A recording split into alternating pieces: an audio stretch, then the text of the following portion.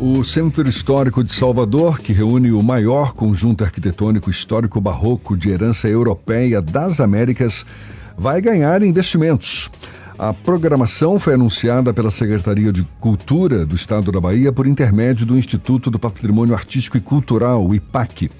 E a gente quer saber mais detalhes desses investimentos, conversando agora com a diretora-geral do IPAC, Luciana Mandelli, conosco aqui no Isso é Bahia. Um prazer recebê-la. Seja bem-vinda, Luciana. Bom dia. Bom dia, Jefferson. Bom dia, Ernesto. Obrigada pelo convite de mais uma vez estar aqui no Isso é Bahia. É sempre importante para a gente poder conversar sobre as coisas do Centro Histórico. E estou vendo aqui investimentos vultuosos, hein?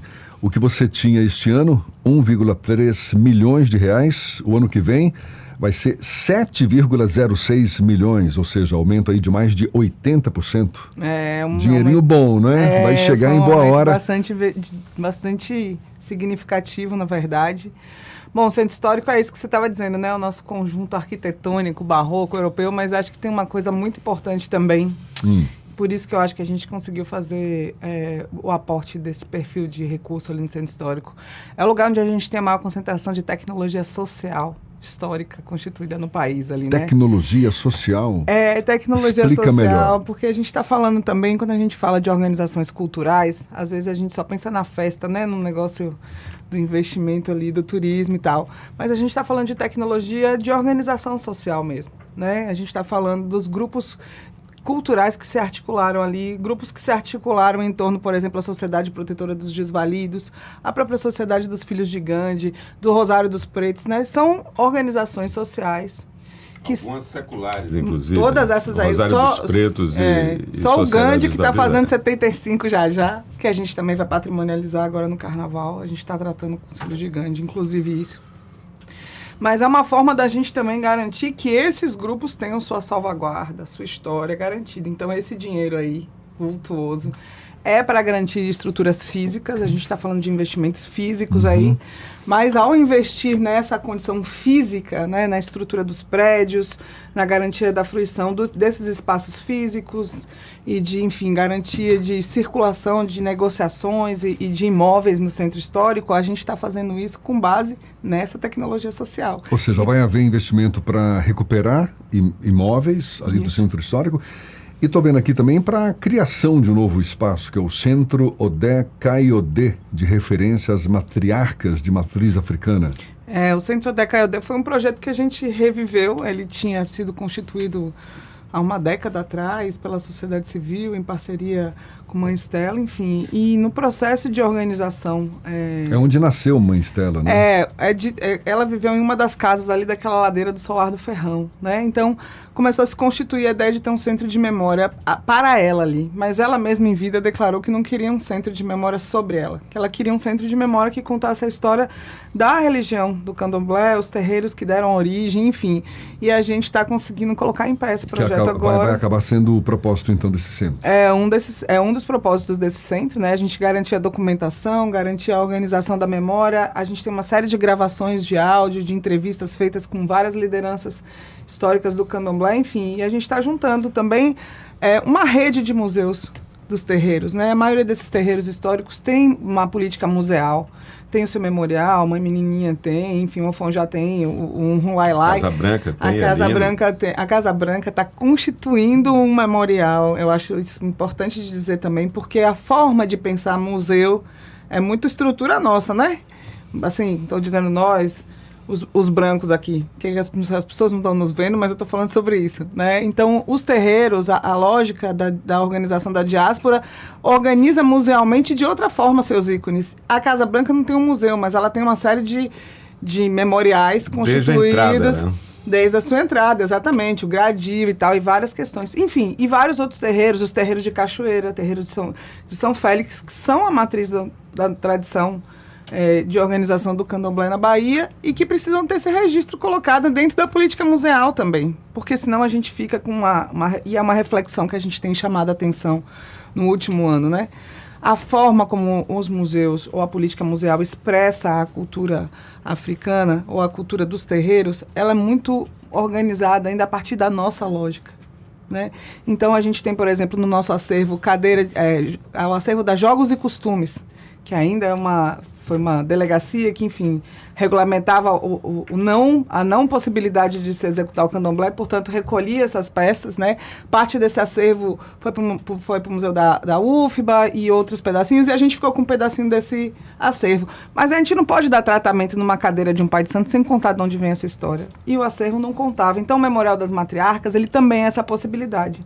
É a possibilidade da gente revisitar o acervo público do Estado, revisitar as relações museais possíveis, né, e organizar uma representação a partir deles. Esses recursos, mais de 7 milhões, recursos próprios também do PAC, do governo federal? Do PAC ainda não entrei, não. Ainda não? Não, é porque 7 milhões tem a ver com o nosso orçamento mesmo, orçamento do IPAC, orçamento fonte IPAC, né, das parcerias que a gente constituiu com emendas parlamentares, enfim.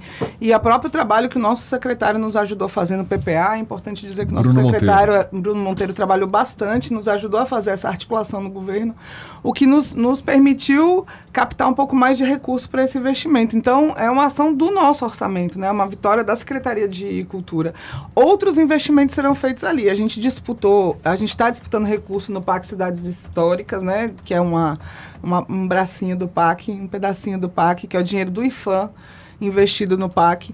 E dentro desse processo, a gente apresentou projeto em parceria com a Universidade Federal da Bahia, em parceria com o governo do estado e de outros órgãos, enfim, e com o próprio governo federal, para fazer a obra de restauro em quase todos os bens que estão em situação de calamidade no centro histórico. Deixa eu te perguntar, porque, claro, foi um incremento expressivo no orçamento do próprio IPAC, mas quando a gente fala nas demandas, sobretudo de restauro de imóveis no Centro Histórico de Salvador, é um negócio que dá casa de bilhão.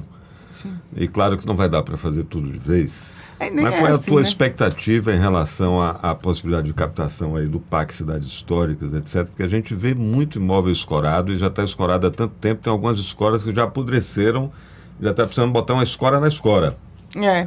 Eu acho que nós estamos... Primeiro, Ernesto, é importante a gente entender que não existe esse negócio de custa tanto fazer a reforma do centro histórico. O centro histórico, como qualquer outro bem, patrimônio histórico, antigo, 400, 600, você não vai reformar uma vez e acabou. Você tem que manter em estado de atenção. Né? Manter vivo, sobretudo. Manter vivo, sobretudo. Então, veja... Manter vivo significa ocupar. Ocupar, garantir condições para ser ocupado e elaborar como ocupar e para que ocupar esses bens. Porque eu acho que a política de patrimônio hoje no país exige essa elaboração mais fina, né? E a gente está tentando fazer esse esforço coletivamente, entendendo o movimento que acontece no país sobre o financiamento desses bens e imóveis e como não só o Estado pensa isso, mas o mercado tem pensado isso também, o que é uma coisa interessante para a gente entender e não incorrer em erros que outras áreas incorrem ao se basear somente na política do mercado. Isso é importante a gente entender. Mas quando a gente pensa nessa reorganização do centro histórico, a gente também não pode esquecer que nós temos uma expertise. O Estado da Bahia, o Centro Histórico de Salvador, vivenciou inúmeras reformas, inúmeros projetos de revitalização. Então, também tem uns discursos que a gente tem que ir reformulando.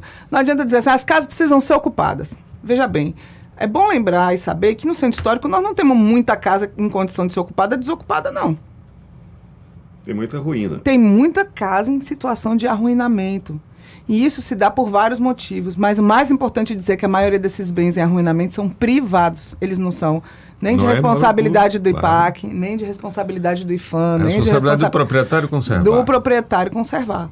E hoje são bens privados mesmo, porque, enfim, tem bens que foram empurrados para a gente, né? O governo do Estado, o governo federal e a prefeitura. Tem bens que vão ficando, enfim, e o órgão público é obrigado a assumir a responsabilidade e dar conta daquilo. Agora, tem bens que nunca puderam ser utilizados de forma coletiva e pública, porque eles são privados. E aquilo acabou cerceando, na verdade, vários projetos de desenvolvimento do centro histórico também. Mas é óbvio que isso é diante do grande problema, é uma pequena parcela do problema. A gente tem ali, e eu acho que foi importante agora o movimento que o prefeito fez de readequar o projeto ali da Praça Castro Alves. Acho que isso foi bastante interessante. Ouvi a declaração dele. Desatou o nó que estava ali. Foi fundamental. Eu acho que isso é importante a gente entender que precisa fluir, né? Então, acho que isso foi significativo. A gente vai retomar a ação dos investimentos na Praça Chile, na Rua Chile, volta a ter um olhar para aquele lugar de investimento. Você falou que é preciso elaborar como vai se dar essa ocupação e para o que se dará essa ocupação. Isso já está avançado? Já tem definido? É isso. Acho que a gente tem várias opiniões sobre isso em curso e historicamente sendo construídas. Como é que ocupa o centro histórico? A gente não pode imaginar, como várias vezes essa foi a aposta, de que vai ser esvaziado daquele perfil que nós temos ali, recupera os casarões e entrega para quem tem dinheiro manter aqueles casarões. Essa teoria, ela não funcionou. Se desse certo a primeira etapa, estava bombando. Mas isso não funcionaria, e eu acho que isso é importante dizer. Claro que eu estou olhando agora daqui, né, de quem está olhando o processo feito. Então, eu não estou não querendo ser anacrônica, não quero julgar se estava certo ou se estava errado, mas repare bem, hoje, com o debate que a gente já faz sobre as políticas públicas, é possível compreender que você não pode considerar o Centro Histórico de Salvador como você considera Mariana, Ouro Preto. O Centro Histórico nunca foi esvaziado para ser repovoado. Ele não é um lugar que foi construído para uma ação econômica X, aquela ação deixou de existir e você repovoa com outra coisa, como aconteceu nessas cidades históricas mineiras, ou em várias cariocas, ou parte das do Maranhão. Aqui não, é um bairro de Salvador, é o bairro mais antigo de Salvador. Então é onde nós temos inúmeras trajetórias, historicamente aquilo foi mudando e remudando sobre vários aspectos de várias complexo, cadeias. né?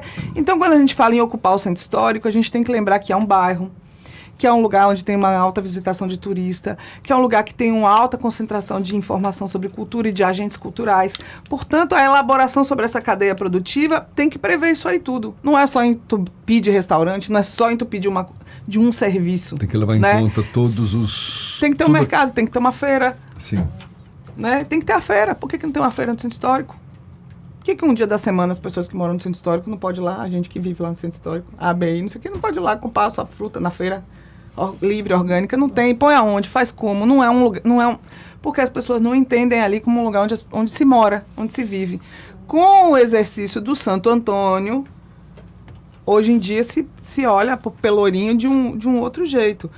Né? Tem um outro olhar sobre o desenvolvimento daquele local. Mas o que a gente tem elaborado, Jefferson, é que todo o processo de reordenamento do centro histórico, que a gente tem apostado nisso, né? Regularizar a concessão dos imóveis do IPAC, que são muito, regularizar a relação com as instituições que vivem ali, fomentar uma ação coletiva dos ativos culturais com as nossas ações, seja no CCPI, seja no IPAC, nos museus que a gente tem ali, e seja dialogando também com as políticas públicas que a gente traz e dialogam com as ações que o governo federal e o governo municipal também fazem lá. Perfeito. Que acho que a toada é um pouco essa, né? A gente tem que atuar coletivamente, elaborar coletivamente para captar investimento combinado. Os caminhos a gente sabe. O negócio é trilhar esses caminhos para atingir os resultados esperados e certamente a empreitada é grande, mas nosso desejo aqui de que tudo transcorra da melhor forma possível.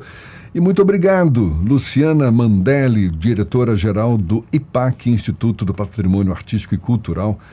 Muito obrigado. Belíssimo ano de 2024 para você.